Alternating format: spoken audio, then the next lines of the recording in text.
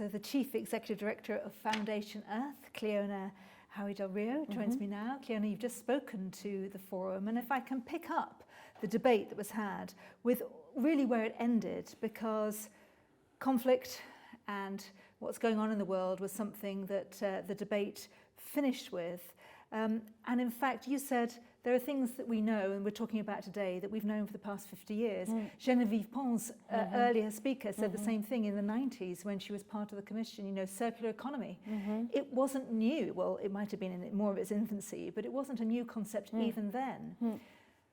I suppose the question is, does that leave you with, you know, sort of hope that we understand these issues and can act on them, or almost a little bit of despair that we haven't learned and we're just still talking?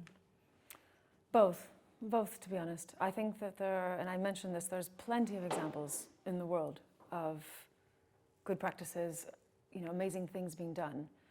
And obviously, as a species, we have figured out how to live better all the time. We're interested in improvement, right? We're very thorough on that, on how to improve our lives, how to improve the lives of our children. But on this particular issue of environmental planetary boundaries, we haven't been listening as well as we should. Way before the 90s, right? The Club of Rome came out with a report in the 70s that scientists were they were easily able to predict, have simulation models on the use of planetary resources. And we all know that cliche that we're living on 7 planets, pretending like we're living on 7 planets when we actually have 1.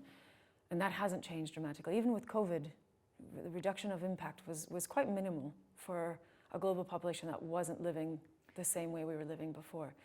So we have a tremendous amount more to learn and do, mostly do. And what we don't now have is time. So we've given up the luxury of having time to think and talk thoroughly through things and feel comfortable and gain a consensus. Now we have to take bold action. And I can imagine that's what Genevieve was talking about from the difference of the Commission, right? In the 90s, maybe we could talk. Now we need leaders who will take bold action and understand their role in leading with bold action. You're a scientist, and by your own admission, obsessed with complexity. You talked about data and primary data and, you know, good data versus just noise. And when we think about that in the context of COVID, which you mentioned, you know, lessons we can learn post-pandemic, we did see action, we did see trust and collaboration, and we galvanized something. So could that be some of the lessons that can help as we come out of the pandemic, do you think? Absolutely, absolutely. One of the things that came out of COVID was new collaborative mechanisms that had to act quickly by force, right? By force of the situation, and it happened. New policy measures that were reacted overnight, right? Changing consumer behavior. How easily as citizens do we listen and say, okay, we have to take heed and listen.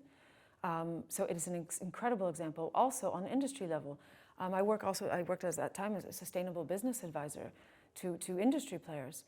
And they diversified so quickly, right? And used their production line in a different purpose so quickly because we were working on shorter supply chains and things needed to be produced like masks, right? Well, we can't get masks from far away, so how do we produce them more locally? And companies were able to react, adapt, adjust very quickly. So there's a tremendous amount we can learn there.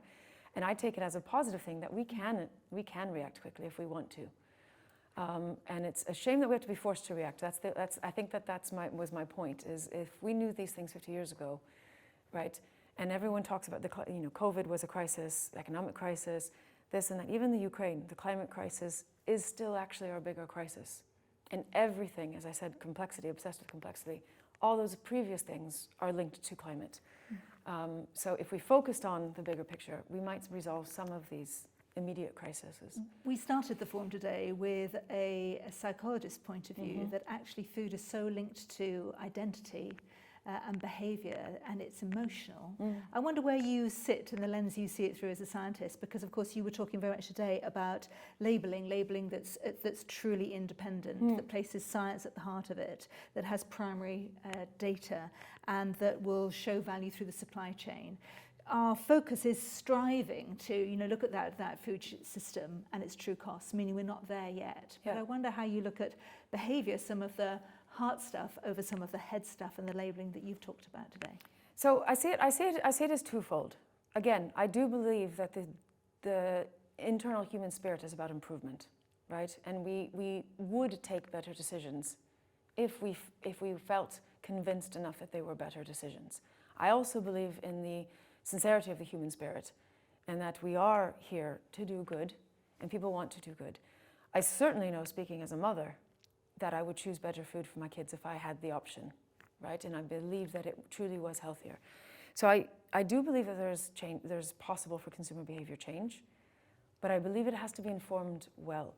And what I don't believe is that the responsibility all sits on the consumer's shoulders, right? I think it's across an entire value chain that we have to take responsibility. All citizens, whether we're speaking as a policymaker, as a consumer, as an industry player, as a researcher or scientist, all citizens have to be part of a solution. And that's the systemic change that you talked about. You talked about levers and them being pulled simultaneously.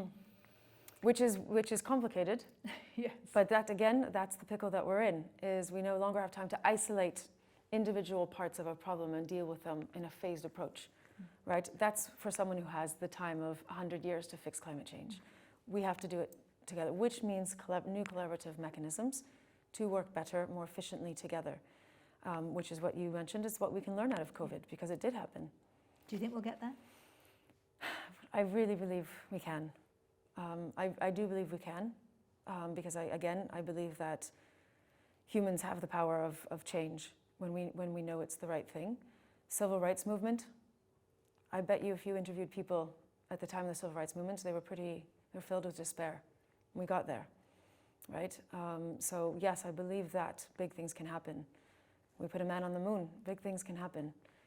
Yeah, well, the message of humanity as well has come through, very clearly today, as well as the science and the information. So, Cliona, thank you so much. Thanks for speaking to the forum today. Thank you very much.